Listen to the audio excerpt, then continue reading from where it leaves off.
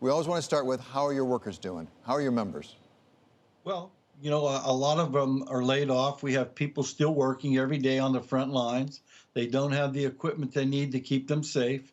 We have people from letter carriers, to nurses, to teachers, all working hard, not having the equipment that they need. And then we have a number that are laid off and are waiting for relief, looking for help. So they're beginning to hurt.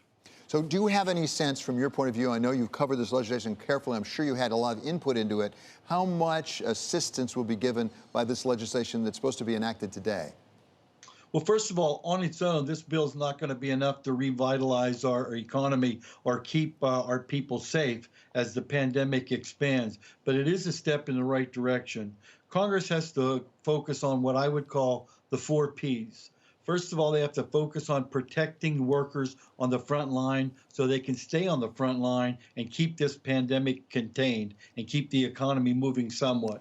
The second thing is pensions. 35.5 million people depend on pensions for their livelihood. Those pensions were in trouble before the pandemic, and now they're in crisis. Nothing was done in that bill to help them. One man, David, stopped that from happening. That was Mitch McConnell. Everybody else said it should happen. The third one is paid sick days to help people get through the transition period. And the fourth thing is the Postal Service. The Postal Service is under tremendous stress from the pandemic, and nothing was done in this bill to help the service meet the crisis that's out there. So Congress is still going to have to work if we're going to make sure that we contain the pandemic and keep things moving somewhat so that the economy can then pick up after the pandemic is gone. So, Richard, let's take up at least some of those Ps. Start with the first one, protect, because the last time we were together, you pointed out the need for, it's called personal protective equipment for the healthcare workers across the country, that in fact the White House had been reluctant to really make that a priority. Has that turned around? We've learned a lot about N95 masks now and PAPRs. Some of it has.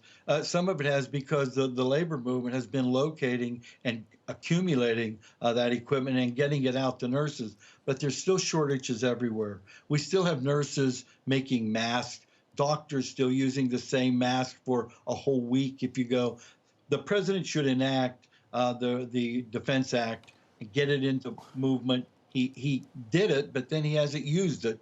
He needs to use it to get production up and get those safety equipment into people's hands, because we still have shortages. And then we have a whole class of people that don't have any protection yet.